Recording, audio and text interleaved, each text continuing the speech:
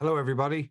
And my name is Professor Paul Rouse. I'm a lecturer here in the School of History in University College Dublin. And what I'm going to try and do over the next 15, 20 minutes is talk to you about doing a history degree in UCD, what it means, what happens from it, what you can take from it, and maybe what you can move on to. And I would like also to answer your questions either at the end of this talk or afterwards in the School of History booth, which you're very welcome to come and chat to us. We're there all day. So I'm going to try and talk a little bit about why history matters. I'm going to talk about why people study history. I'm going to talk about what you might study here, or what you will study here in first year, second year, third year, and fourth year, and on to master's level if you do it. The ways to study history here in terms of how you might enter. And finally, I'll talk about what jobs people might do with a history degree, or that people actually do with a history degree. The first question I want to address, though, is why history matters and the point of history, why we should bother with history at all. And I would like to take the starting point of what is happening today in Glasgow and the COP26 climate conference that's taking place. To understand that conference and to understand its importance, you must have a historical frame. You must understand how the world has ended up in a position where temperature is rising to the point where the very future of humanity is ultimately in question.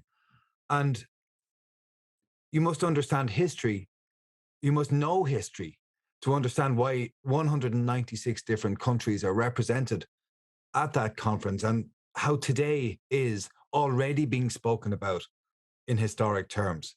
Now, the question is, will that history and that historic moment be one of failure, or will it be one of success? Will it be a turning point? Will it be a move towards a restraint on the increase in global heating, or will it just be another missed opportunity? And the great thing about history is that it is not inevitable. You must understand it as not being inevitable. And what happens today and what happens out from today can only be considered in the form of an unwritten book. So when we look at the past, what we try to do is to take exactly that view, that open mind of understanding how we ended up where we ended up today. So it brings me to the question of why people study history. And I want to be clear about this. I'm not trying to sell a history degree here to you. I'm not trying to convince you to come and do history in UCD. That's not the purpose of this. It's to tell you what happens here and why people study history here. Whether it's the right thing for you is obviously your decision. And it is something that you must consider carefully. And I think students should always be told in the first instance to study what they're most interested in when they go to university. Because if you go and you study what you're interested in, all the studies show that you perform better than you would otherwise, rather than something you're dragging yourself through. So this is the first instance and why people study history, because they like it. It's a matter of personal interest to them to come and study history, to come and study history, to read about subjects that they're interested in, to discuss those subjects, whether those are medieval or modern, or whether they're early modern, whether they're rooted in Ireland or America or wherever you wish around the world. It's this idea that you are interested, curious about the past, curious about understanding how things have ended up the way they've ended up. So personal interest is a starting point. But personal interest, of course, isn't enough, because what a history degree does, of course, is tell you about the past. But that in itself is not enough. You must also get skills from whatever degree that you are going to do. And that is, I would urge you to look at every degree choice you are making in terms of also of the skills you are going to get for it. And the skills that you get, that we teach you when you come to UCD, are fundamental to living in the modern world. First of all, I'll look at 5 basic skills that we teach here in history. First of all, of understanding the question. One of the most important things in life is to be able to frame up the issue that is being discussed. What is it precisely that is being asked of you, or what is it precisely that you wish to ask? In any job, in any life situation, in any work, it is understanding precisely what is that issue that matters. And that's what your starting point in discussing the past and history. The second skill that you get is the capacity to assemble evidence and information to allow you to answer whatever particular question is being posed to you. What do I mean by that? Well, if you want to research an answer to a history question, you must know where to find the evidence that matters. And all around our world today, of course, we understand there is a blizzard of information comes at people. It comes through social media, it comes through Twitter and Facebook and Snapchat and Instagram, Facebook, everything. There is information to be found all over the place.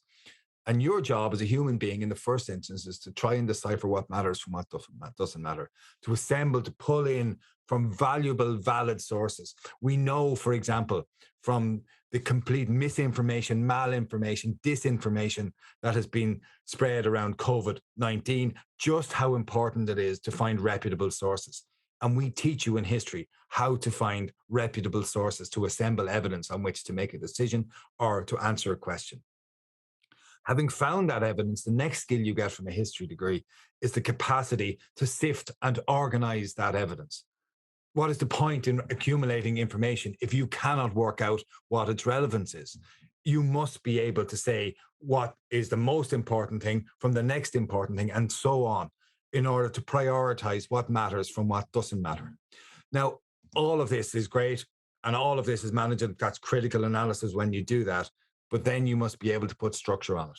How do you structure what you want to say? And these are parts D and E put together, fourth and fifth skill, how to present a response in a structured manner. So you get the information, you assemble it, you understand the question, you sift and organize the relevant information, and then you structure a response to that, working out what matters from what doesn't matter and what is most important, and so on. And finally, we teach you how to present that information. We teach you how to present it through writing, and we teach you how to present it through oral presentation. All of these things are fundamental skills in the modern world, fundamental to the workplace, fundamental to how people wish to live during these years. So there are other things that matter around a history degree and why you might study a history degree. And at its core is the importance of critical thinking. The idea that you look at a piece of information and you critically analyze it. You see what matters here. You are able to look at things in the round. You're able to discern what is patently nonsense from what you consider to be a rounded and fair opinion. So that critical analysis is crucial. And of course, if history provides anything in life, it provides context. Nothing happens in a vacuum. Nothing happens without having a wider context in which it takes place. And what history provides you is a long-term view of how life works and how things in general work and how they have been formed. And I think it's really important for us as historians that we think about this, not just in terms of training students to get their exams or to learn how to be historians, but they learn how to apply these skills to their wider lives. And that is something that we pride ourselves on here in the School of History, this idea of the construction of citizenship, and that students who leave here are not just good scholars, but they acquire a level of citizenship around this, or deepen their levels of citizenship and understanding of citizenship and construction. What I want to talk to you about now, however, is what exactly you might study if you come to UCD and if you choose to do history. So in first year in history in UCD, we introduced this new module in first year history in UCD 5 years ago, and it's called Creating History. And what it is a member of staff, a lecturer on the staff here, will take a small group, 16 or 17 of you, when you come in here, and spend the full semester with you with a seminar a week, basically on a topic that they choose. So different people do different topics. My own personal topic is the history of public parks for the first semester. So I use the history of, for example, the construction of the Phoenix Park, or of Central Park in New York, or of Disneyland, or I take an issue such as a war on dogs fouling parks in Burnley, which happened in the 1980s and led to a huge public split in Burnley in the north of England, as a way to examine history and to examine all aspects of politics and society and cultural history and social history and put them together. But the reason why we teach this module, most of all called Creating History, is to draw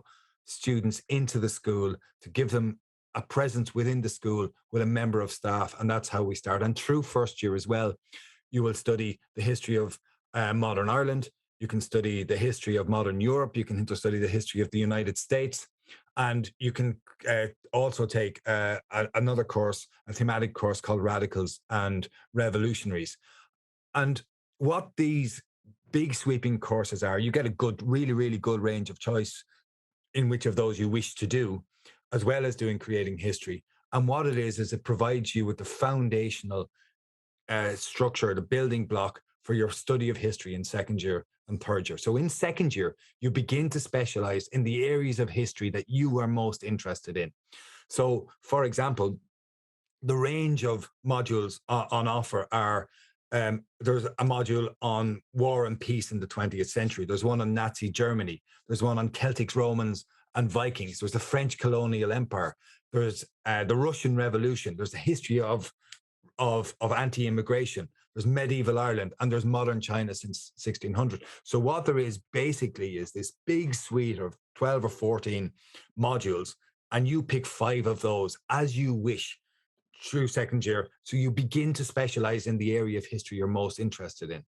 Now, third year, and if you take one of the 4-year degree options, in third year, it's dedicated to small class teaching, where you study an in-depth range of options that best fit your interest. And you go through the range of options. You spend a few hours every week in seminar and more time with lectures and with materials and doing research projects, working closely with a historian, doing large research projects and in-depth discussions on the particular area of history that you have decided that you are most interested in. You have arranged, do different ones in each semester as you choose. So for example, among the options that we have for third years and also for fourth years are the Irish Revolution, Vietnam, the Viking Age, modern Japan, sport, the modern history of sport, the history of the British Atlantic, slavery, Renaissance Florence. I could go on here. There are almost 30 modules from you to choose from. I say this as a simple fact, something of a boast, but it is a simple fact that the range of history modules on offer in UCD is larger than anywhere else on this island. That's just a simple fact. By the way, for those students who are studying history here as part of our 3-year program, you can go on Erasmus for a semester or indeed for a year in the middle if you want to add a further year to your degree.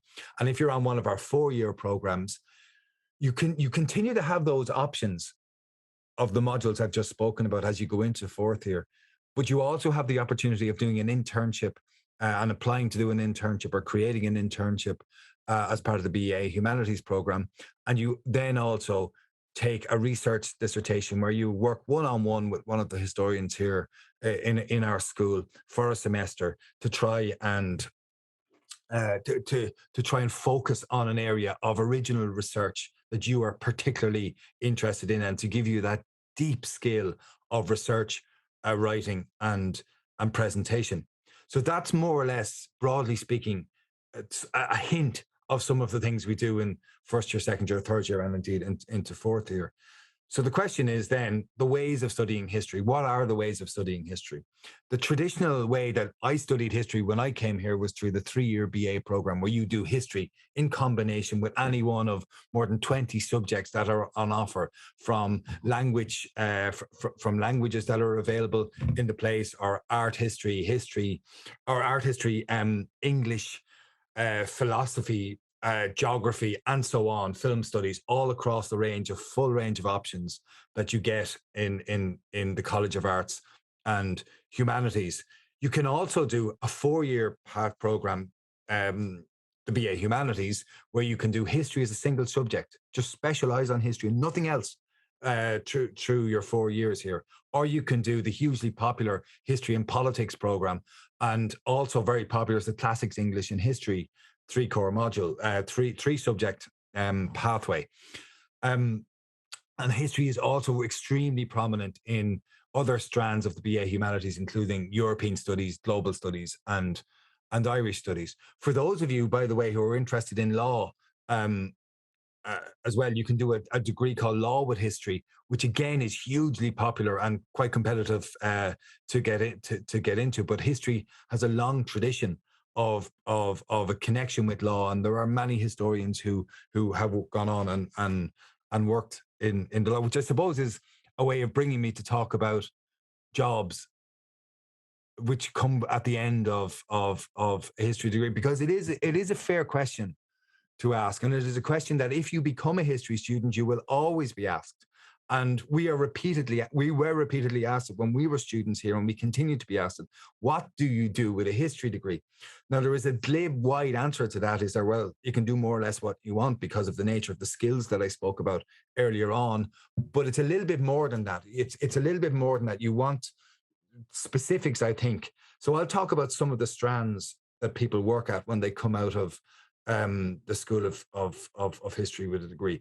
We a lot of our graduates go and work in the media.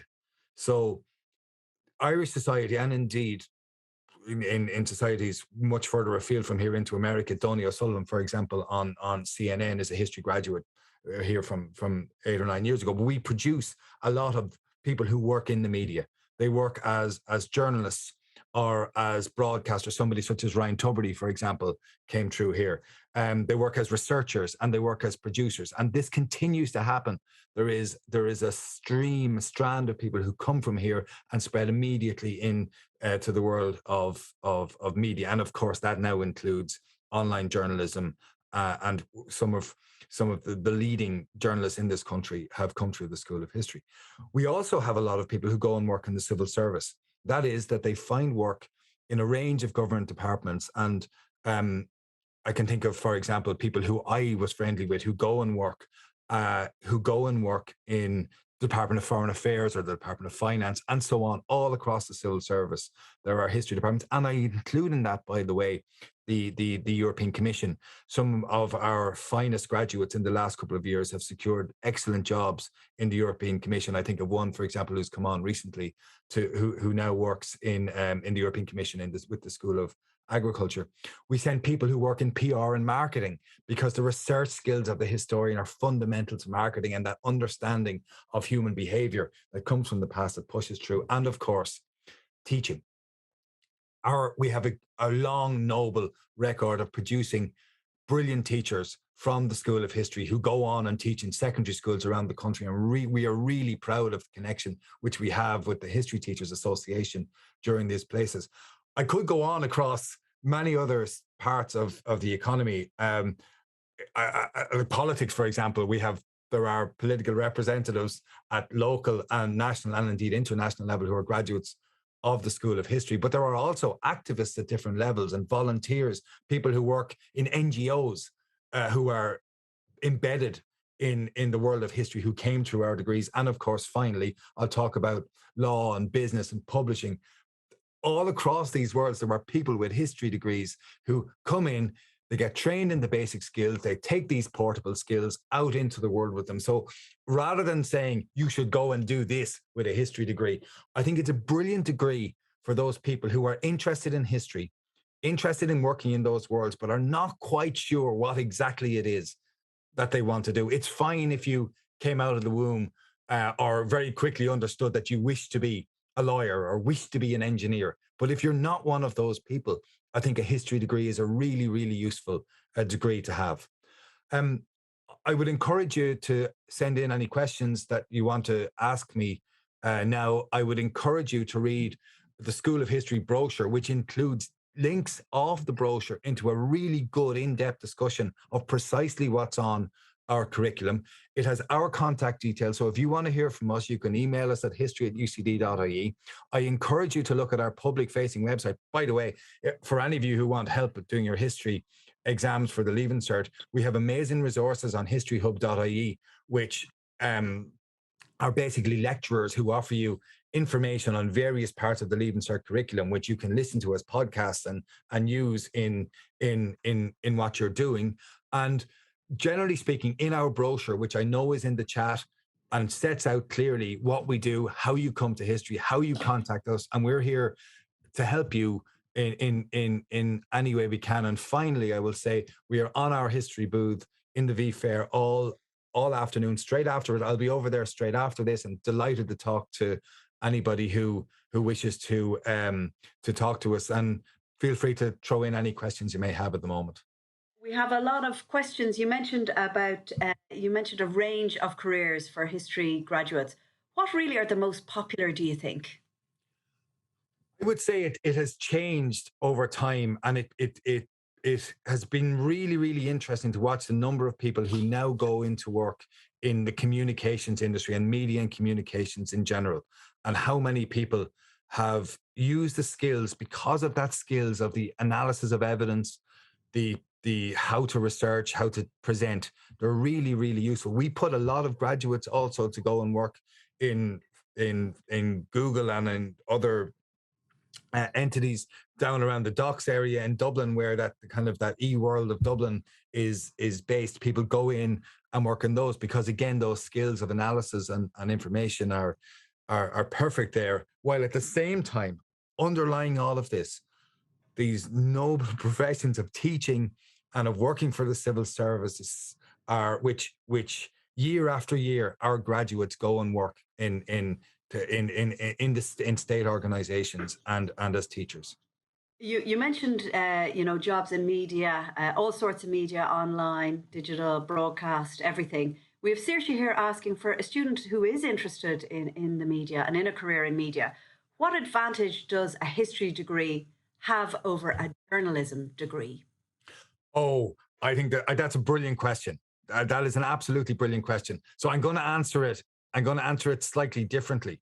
I'm going to say that if you do a journalism degree, the advantage of the journalism degree, first, I do want to acknowledge that first of all. The advantage of a journalism degree is that you sometimes can get trained in the use of equipment that you would not get trained to use in a history degree, which is fine if that's what you want to privilege. But I would argue that you can learn those things by doing, and you learn those things anyway in picking up smaller courses. While at the same time, if you do a history degree, you are not nailing yourself down to a career as a journalist in case that does not work out for you, or is something you don't work. So I think those extra skills you can learn, but in a history degree, you get a much wider frame of evidence. And I say this as someone who, for 25 years, before I came here to work as a lecturer, I worked as a TV reporter for Primetime. I worked in the local newspaper in Tullamore, worked for the Tullamore Tribune, worked for a newspaper in Manchester. And in all of these, I never took a journalism degree, but the skills that I got from history, of research and of writing and of having a wider contextual frame, was absolutely fundamental to me, because while I was here in UCD, I also wrote for the student paper. And that mattered to me, and I made a lot of friends from doing that. So I got the practical aspect in the student paper while having these broader skills that are there. That's great, Paul. And actually, we had a student, a classics, English and history student, speaking about just that earlier on today. Emer is wondering about the history in the context of the Leaving Cert. At university level, do you go into a lot more depth, Paul? It's really interesting. There are brilliant history teachers in schools all across the country who are teaching like superbly in a short number of hours on the curriculum, on a very narrow, a relatively narrow range of subjects. The difference in a university is severalfold. First of all, the range of options that you can study is much greater. That's the first thing. The second thing, it's framed up so that you end up being directed in a particular direction, and you get pointed towards the subjects, and you can immerse yourself in those subjects that you're particularly interested in. And I think that really, really matters, the fact of immersion. And in school, if you're doing history, you do history as one of 6, 7, or 8 subjects. In university, it's ordinarily one of 2 subjects, sometimes one of 3. So that allows for specialization and a focus and an absolute development of your skills. And of course, the very fact of keeping studying it means you learn more, you're doing more, you accumulate an experience and a back reference of what you're doing, and the skills begin to feed on each other. And related, do you need to study history at Leaving Cert level to study it at UCD? And do you need to be good at English to be successful in a degree in history?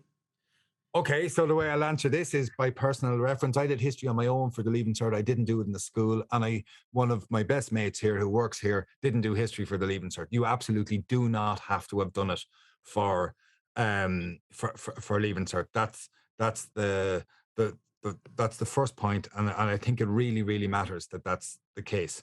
You can come in and you can pick it up as you move along, and you just push yourself. That's great. And I have Sean asking about the creating history module that you mentioned. Can you tell us a little bit more about what? Yeah, creating history is one of my favorite things that we do here. What it is it's a group of students who are taken by an individual lecturer in first year. And I'm really lucky this year. Not really lucky because we've many good students, but I have a brilliant group of students this year for this new module teaching on public parks. And we meet every week. We discuss it. They do their readings. They come in and they have their questions. And it is a brilliant way, I think, to establish the routine of of research, of critical analysis, of deep writing skills, of presentation, and you're set up then for your other modules as you move along.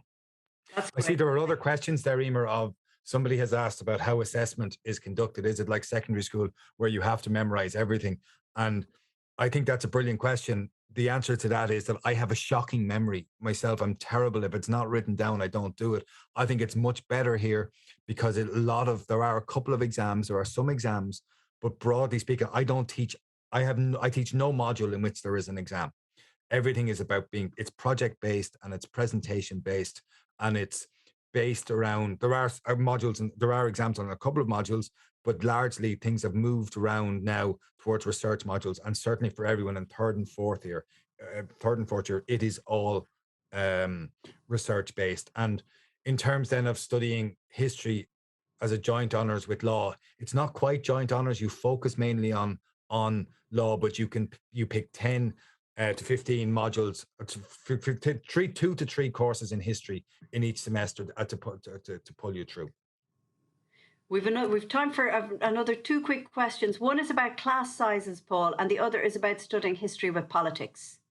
The class sizes one is a really good question. So the very biggest lectures in this course are held in Theatre L and UCD. If anybody's been to the place, they'll understand it's a big lecture, and you could have 300 or 400 people in the lecture theatre, and it is a great buzz. It is the energy that comes in having that many young people in the same room, notwithstanding COVID, but having that many people in the same lecture hall is fantastic. But it's really important that it's understood that the majority of the teaching that takes place in this university in history sees seminar groups capped at 17. So it is small group teaching the whole way through, everything all the way through from first year to the end. It's small group teaching which predominates. That's great. And then history and politics? How do we Yeah, think about sorry. history and politics? History and politics is our most sought after of the Strand degrees. It has huge numbers of students come through every year. Has a really distinguished list of people who've come through that course and set out onto careers. It puts together two subjects that fit hand in glove, and the success of that module, it's run by Dr. Conor Mulva, and he is a brilliant teacher, brilliant brilliant organizer, utterly committed to his students. And that the way that course is set out it's an absolute credit to him and to the people who teach on it. Thank you, Paul. There's lots more questions, but we're going to have to move on to the School of Classics now. So I'm suggesting that everyone who's interested in following Paul to the booth, meeting other students and lecturers from the School of History, move over to the virtual O'Reilly Hall to finish out all of those questions. And thank you all so much for being here, for all those brilliant questions. And thank you, Paul, for thanks very much, everyone. Thanks very much to everyone for coming on, and good luck with your Leaving Cert. Thank you.